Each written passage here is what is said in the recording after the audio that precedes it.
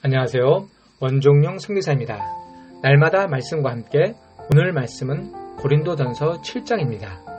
고린도전서는 고린도 교회 성도들이 바울에게 교회의 문제점들에 대해 질문을 하고 바울이 거기에 합당한 대답을 편지로 보내고 있습니다.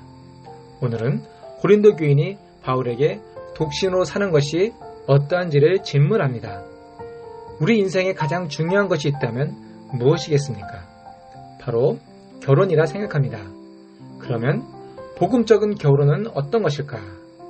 사도 바울은 고린도 교회 성도들에게 결혼과 독신에 관한 질문에 답을 하고 있습니다.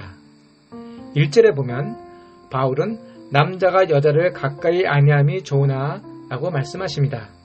이 절은 바울의 결혼에 대하여 반대하는 것으로 이해할 수는 없습니다. 여기서 가까이 함이란 뜻은 헬라어로 성적인 관계를 맺는다는 말을 완곡하게 표현한 말입니다. 그 당시 고린도 지방이 쾌락주의와 아포로디데 신전이 여사제와 함께하는 음행을 멀리하라는 표현일 것입니다.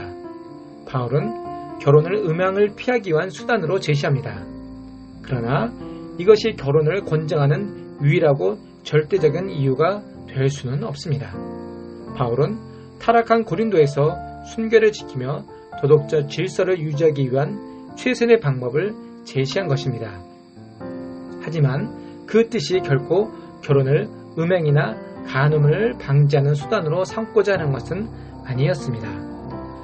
그는 인간의 욕망 속에 항상 존재하는 정욕을 하나님이 만드신 결혼 제도 내에서 충족시키지 않으면 불법적인 음행에 빠질 것을 염려하고 있었습니다.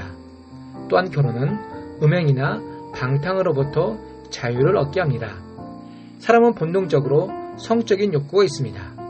이는 참고 견디어서 해결하는 것이 아니라 결혼을 통해서 하나님이 허락하신 범위 안에서 사용할 때 자유를 얻는 것입니다. 그렇지 않으면 하나님이 만드신 성이 왜곡되어 음행하고 방탕하게 될 수 있습니다.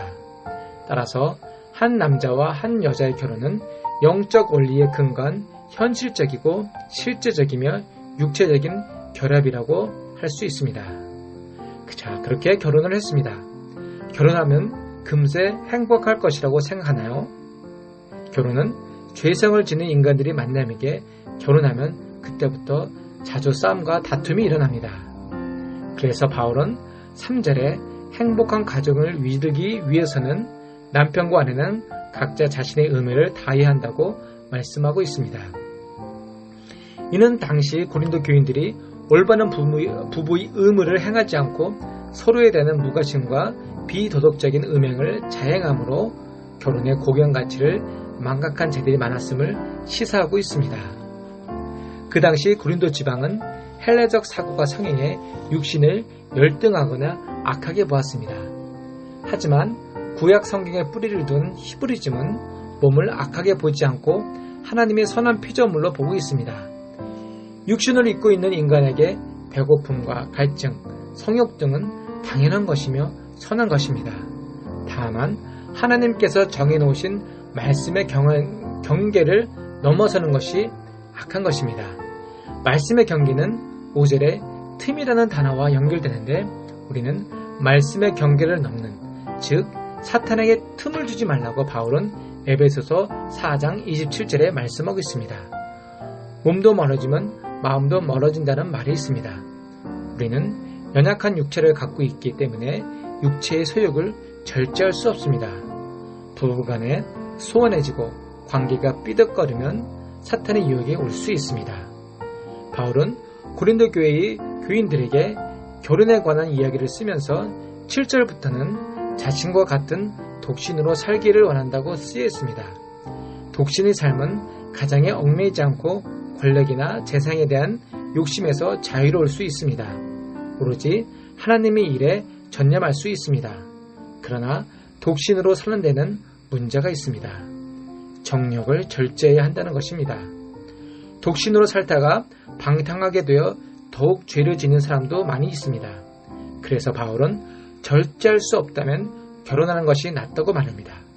그러면서 바울은 각 사람은 하나님께서 각자 자신들에게 베풀어 주신 은사를 따라 결혼하거나 독신 생활을 할 수 있다고 말씀하고 있습니다. 과연 우리가 이 정욕의 문제에서 자유로운 사람은 몇 명이나 될까요? 바울은 독신 생활은 놀라운 은사이며 그것이 은사라는 것 사실을 결코 잊어서는 안 된다고 말씀합니다. 그리고 실제 그 은사는 몇 %밖에 되지 않습니다. 말씀을 마무리하겠습니다. 과연 바울은 결혼을 하라는 건가요? 아니면 독신으로 살라는 것인가? 결혼에 대한 성경적인 말씀은 창세기를 통해서 알 수 있습니다. 창세기 1장 28절은 우리가 왜 결혼을 해야 하는가에 대한 답이 있습니다. 하나님이 그들에게 복을 주시며 하나님이 그들에게 이르시되 생육하고 번성하여 땅에 충만하라.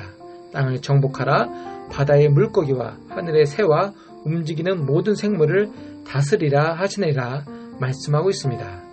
그리고 창세기 2장 24절에 이러므로 남자가 부모를 떠나 그의 아내와 합하여 둘이 한 몸을 이룰지로다 라고 말씀하십니다.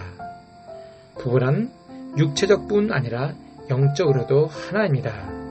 결혼은 곧 가정의 시작이요 하느님 나라의 모형을 만들 수 있는 공간입니다. 결혼은 창세기 문화명령이 시작이고 천국이 작은 샘플임을 잊지 말기를 소원합니다. 기도하겠습니다. 하나님, 오늘도 우리는 가정을 이루고 아내를 사랑하고 자녀를 사랑하는 가운데 하나님을 더욱더 사랑하게 하옵소서. 더욱더 우리 가정에 하나님 나라를 회복시키시며 우리 가정을 통해서 하나님 나라가 확장되게 하옵소서. 이 가정이 온전히 주만 바라볼 수 있는 하나님의 사역이 동역자가 되게 축복하여 주시옵소서. 감사하며 예수님 이름으로 기도드립니다. 아멘.